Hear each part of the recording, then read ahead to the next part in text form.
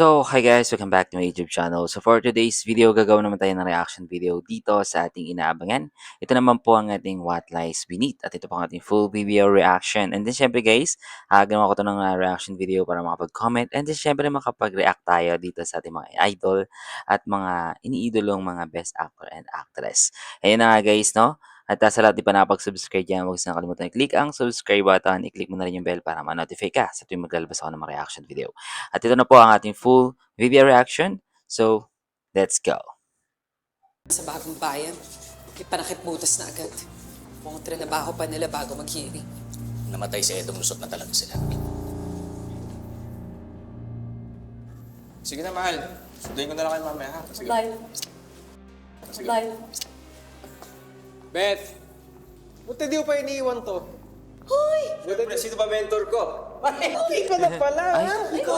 Baka lasing ako naman ako mamaya na. Itong dalawang to parang di nagsitanda. Mga pa-baby boys pa rin. Numan? Alam nyo na, dinner mamaya sa bahay. Tapos may konting noms. Ayoko niya.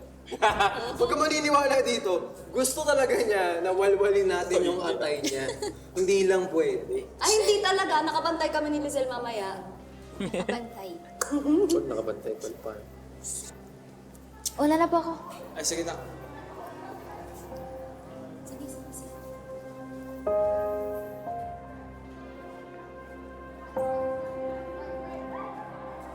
Sige. Nagtatampo pa rin yung anak niya.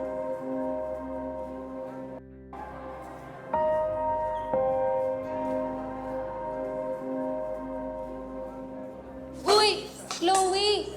Yung skibidi stalker niyo daw, mahuhuli na. Nakita mo? Oo, nasa balita. Hay! So dito guys, itong anak kasi ni Beth ay nagtatampo sa kanyang nanay. Gawa nga ng ayaw na siyang ayaw na siyang pag-imbestigahin or alamin pa yung mga nangyari dun sa nakaraan ni Luisa.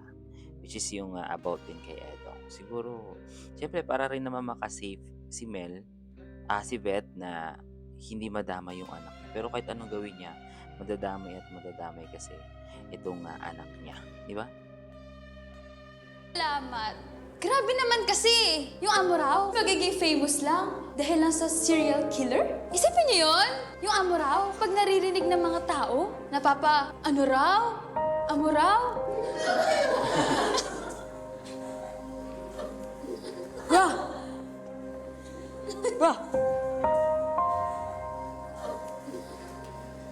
Bro, ano meron? Ang timik mo ah. Wala. Sus! Alam ko na magpapabalik sa akin, bro.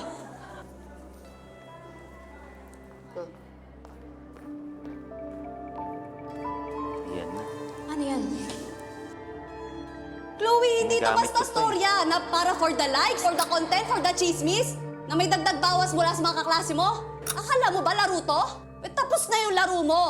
Simula ngayon, bawal ka na mangialam sa kaso ni Luisa, ha? Ay, baka hindi niya tanggapin niya.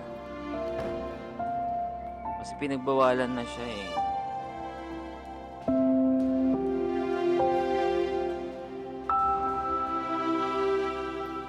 Ay, kukunin pa rin niya. Tutuloy pa rin niya guys. Mas okay na rin.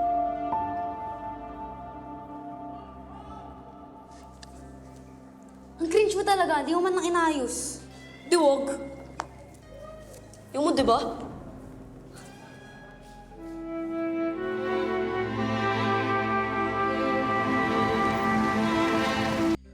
So, dito guys, talaga nga pinagbawalan siya ng nanay niya. Yun nga lang, syempre hindi siya papapigil kasi nga meron talaga siyang gustong malaman. At mas okay na rin yun para kahit papaano maging malinaw din sa kanya na kung ano talaga yung totoong naganap dun sa panahon ng mga magulang nila. Sa tingin ko, siya yung makakatuklas dito guys. Ayun yung pinakakutob ko lang talaga. Siya yung makakatuklas dito. At yung anak ni Beth.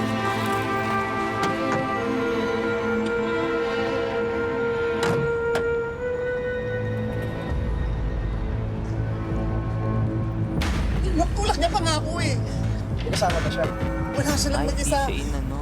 Nakakatakot talaga, sir. Ang bilis naman pangyayari eh.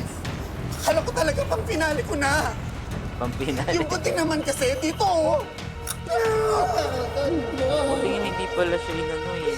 Uy, napapatingin. Maawa po kayo.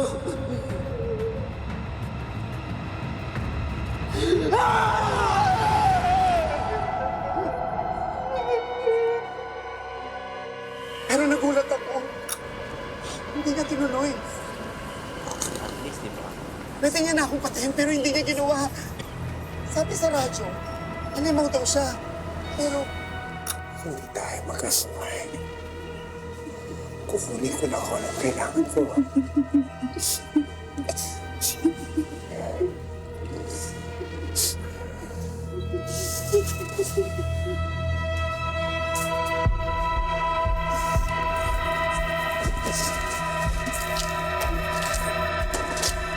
O, di ba? Hindi niya talaga, sa akin talaga, hindi niya talaga kayang pumatay.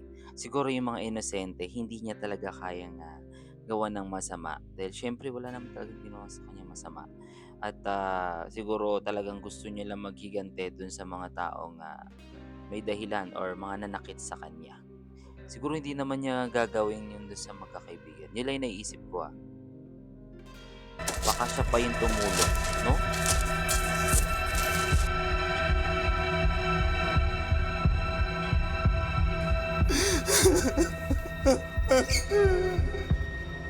At least, di ba? Ito na, guys. Wait lang yun, hindi pa nakakalayo yung hanapin natin. Basta. Huwag mo talaga nag-check din dito. Pero sa tingin ko guys, talagang hindi naman ganon kasama si Edong or hindi pa siya lubusan na sobrang sama, no? Sigurado ako dyan. Just keep your eyes closed. Anything na mabigat sa isip, let them go. Ay, nagte-therapy na siya.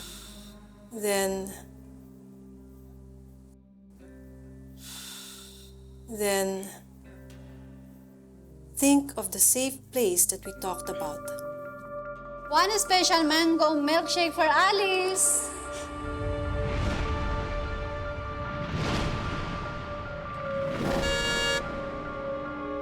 Papa!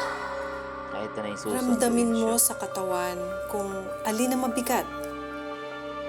Pakawalan mo sila.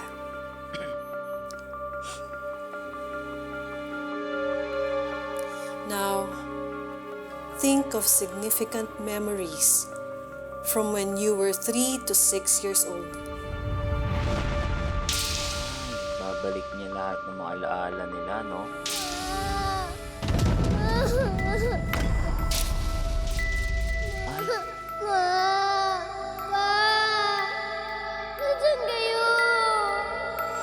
May ganun pala siyang experience, no? Nung bata siya.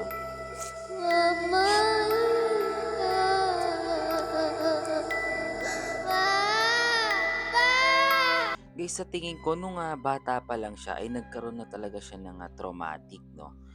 Which is, hindi natin alam kung paano siya nagkaroon nun.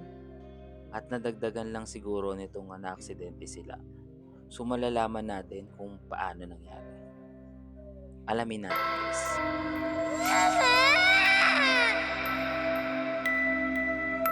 Ngayon naman, think of significant moments nung 7 to 12 years old ka. And then, go back to when you were 12 to 16.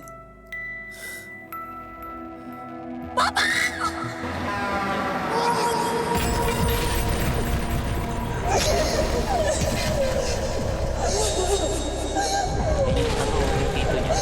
Luisa! Luisa, asan ka? Luisa! Asan ka, Luisa? Luisa! Luisa! Hindi mo!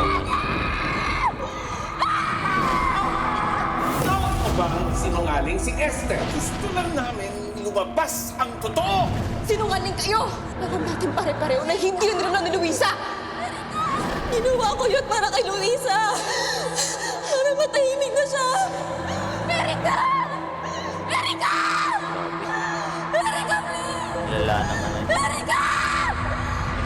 Nadagdagan yung trauma.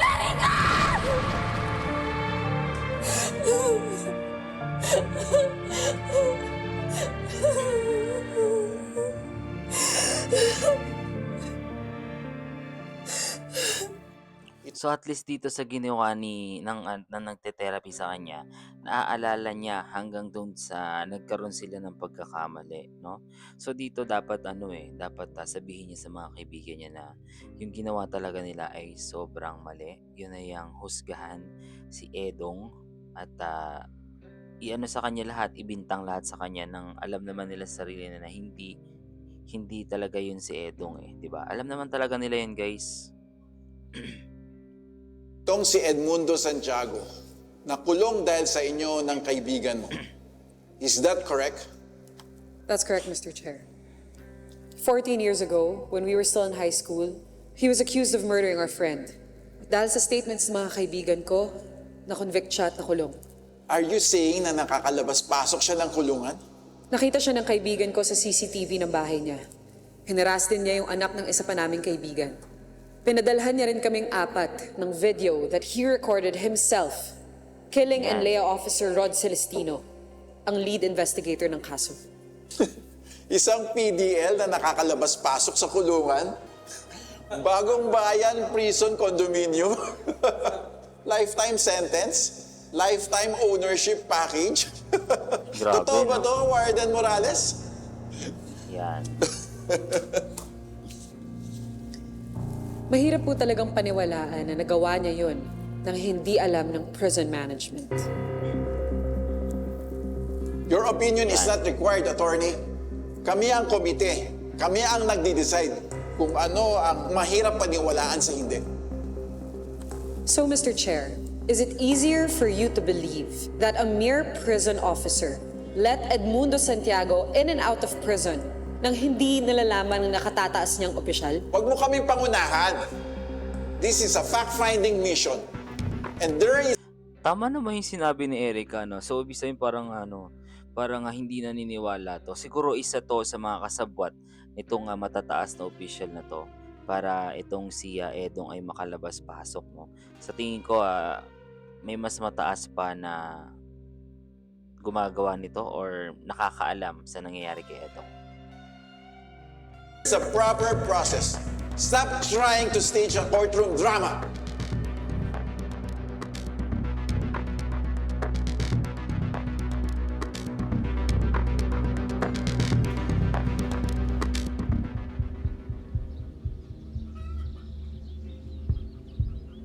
Sa mo, 23.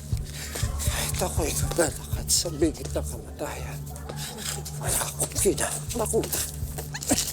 Kayo! Uy, anong nangyari sa'yo? Uy, nandiyan ka pa ba?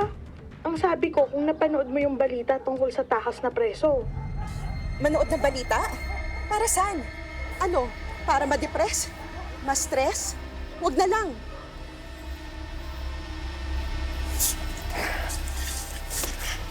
Hindi ako natakot. Wala akong kinatakutan. Sila natatakot sa akin. Grabe, no? Buti na lang hindi siya tiningnan sa muka ng babae, no? Kung nagkataon yun, posibleng sumigaw siya at makahingi ng tulong para madakip itong si Edong. Medyo delikado sa part na yun si Edong, no? Kailangan ba talaga nating balikan yun palagi, yung memories ko when I was a kid? Not necessarily. There are times things like this come up. I'm sorry kung na-relieve mo ang mga yon, Alice. Trauma doesn't go away just because we survived. Kapag dito na proseso, it finds ways to resurface. Like sleepwalking. Yeah. Pero yung ginagawa kasi sa akin ng husband ko habang natutulog ako, hindi pa pwedeng yun na lang muna. I mean, yun yung gusto kong ma-confirm. Ngayon natatakot akong matulog sa tabi ng anak ko kasi I'm scared. I'm scared na masaktan ko siya habang tulog ako. Valid ang fear mo. Pero dahan-dahan lang tayo. Tama. Right now, we focus on what your mind is trying to show us. Yung mga memories na nag-surface kanina. Clues yun. Once maintindihan na natin ang patterns, we can start connecting it sa kung anong nangyayari during your sleep. You've lost people important to you. Yung pagkamatay ng dad mo. Alam niyo tama naman din yung sinasabi na nagte-therapy sa kanya. Kailangan talaga na pagdaanan ni Alice lahat ng sinasabi niya or kailangan nilang balikan yung mga nakaraan para yung takot niya mula pagkabata ay malabanan niya. At syempre, para siguro magamot na rin yung sitwasyon ni Alice. Maybe a conversation with Erica. Yung masabi mo sa kanya kung anong kailangan mong sabihin. Baka makatulong yon sa healing mo.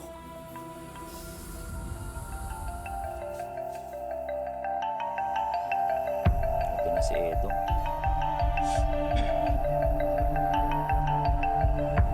Grabe hirap na si Edo. Kawawa din talaga si Edo. Saan siya pupunta?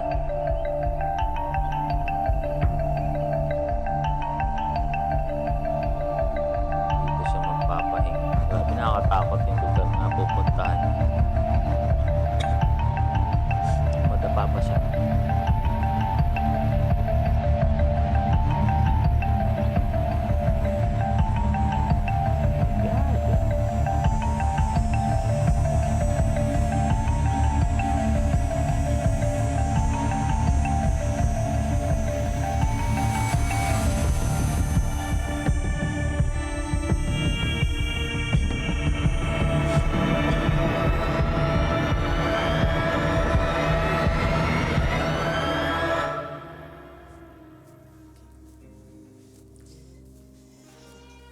Attorney. Yes. Hi. Well, I just have a question. I'm asking. Grabe yung grabe yung situation ni Edong. At hindi natin alam kung deserve niya ba yon or maawa tayo sa kanya. Pero sa kabilang banda kasi, tulad nung ginawa niya is hindi niya sinaktan or kung ano man dun sa pharmacy, di ba? Sa halip pinabayaan niya yon at talagang nanghingi, pangbaga kumuha lang talaga siya ng panggamot sa sarili niya. So ngayon napapaisip tayo syempre, ano kaya ang totoong gagawin niya sa magkakaibigan? Ako sa tingin ko, wala siyang gagawin. Yun yung naiisip ko lang kasi hindi naman siya ganun kasama talaga. For a friend. Anong mangyayari? Anong mga implications kung yung isang couple mag-file for annulment? Depende. First, meron bang prenup ang friend mo at asawa niya? Kung walang prenup, automatic yan. Ang property regime nila is absolute community of property. Ang ibig sabihin nun, lahat ng na-acquire nila during the marriage and before the marriage is considered conjugal. Kahit nakapangalan pa sa isa, hati sila. 50-50. Paano naman po yung mga properties na minana? That is exclusive. Kasama na yung mga donations sa kapangalan sa isa, pero lahat ng iba is shared. Kung may prenup, mas simple. Kung ano ang sayo, sayo. Kung ano ang kanya, kanya. Walang liquidation. Not unless meron kayong binili jointly. Sa walang prenup, kapag napatunayan ng court na may isa sa inyo is in bad faith or fraud. For example, pineke ng babae ang kanyang pregnancy para pakasalan siya. Pwede siya mawala ng parte. How about, Ganun pala. let's say, domestic abuse?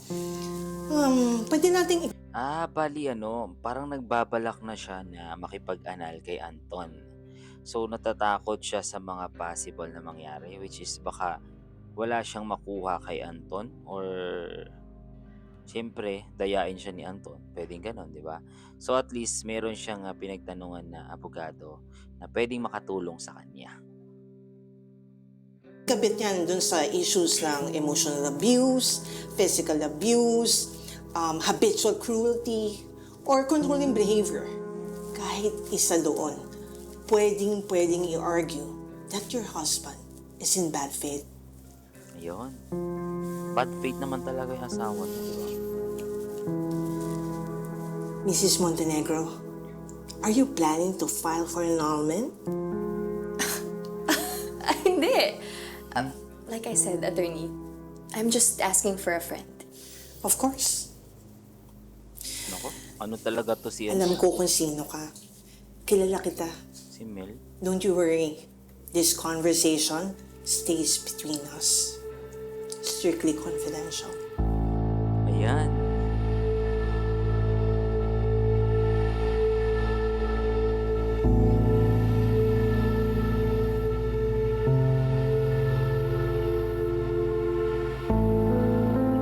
Si Edo.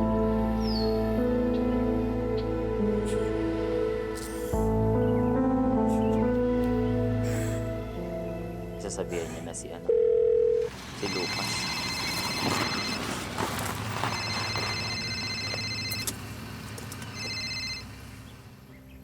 Hello, kuya. Grabe, ang galing niya umaking, guys.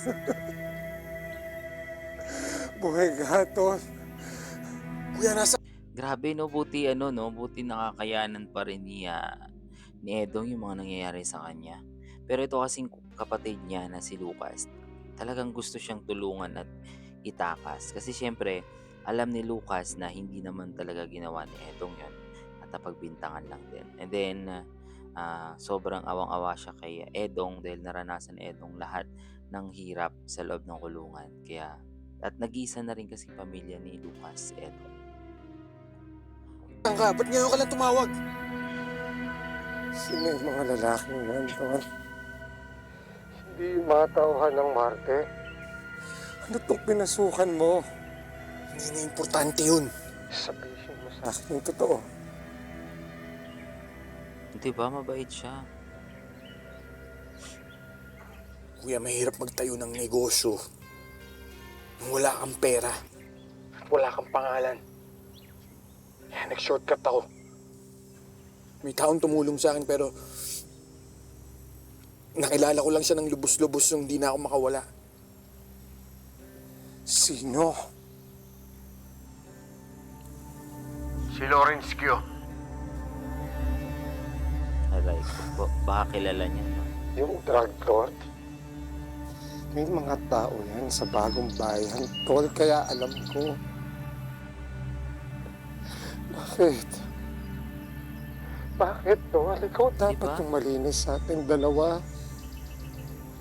Tama. Di ba? Ang bait niya, no? Dapat yung matuwid. Ako lang dapat yung ganito. Di ba? Mabait siya. Kahit anong naranasan ko, papasalamat pa rin ako.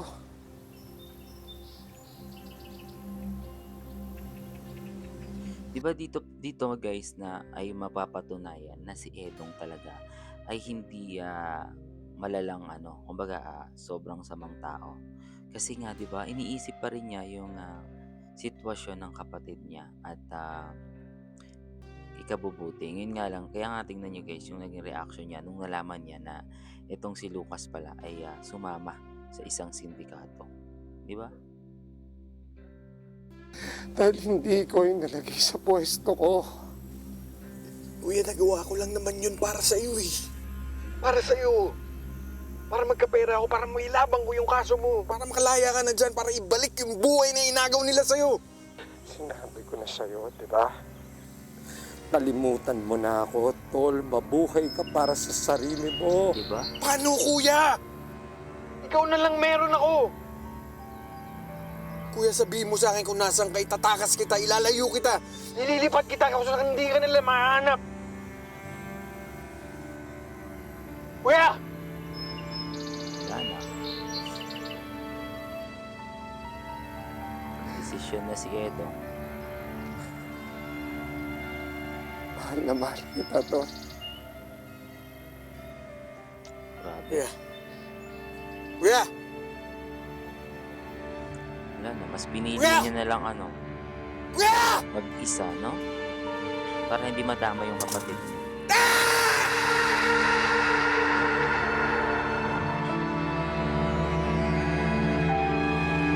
Grabe si Edo. Talaga inuna niya yung kapakanan ng kapatid. Bali,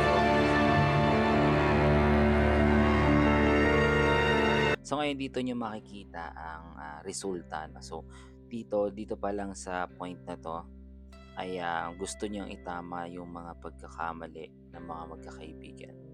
So dito din hindi natin masasabi. May twist to guys na mangyayari kasi nalaman na rin natin kung sino yung tunay na may kagagawan ng pagkakakulong nito at pagkamatay ni Luisa, no?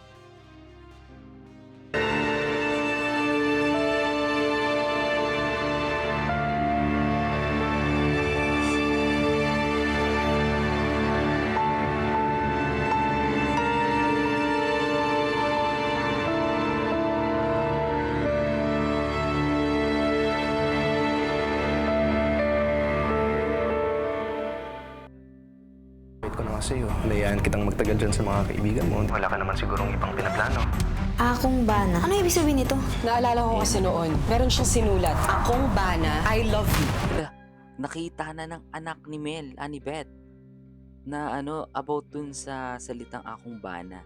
So yun yung tinutukoy ni Erica guys. Sabi ko na yung anak talaga ni Beth yung makaka-resolve nito. Malakas yung kutob ko. Close case na tayo, attorney. Nahuli na namin ang bulok sa sistema. At sigurado ko yung si Santiago, malapit na yung mahuli ng polis. Nahanap na nila si Edong! Ayaw sumuko na maayos? Dead or alive? Ang utos natin. Are we clear? Let's go!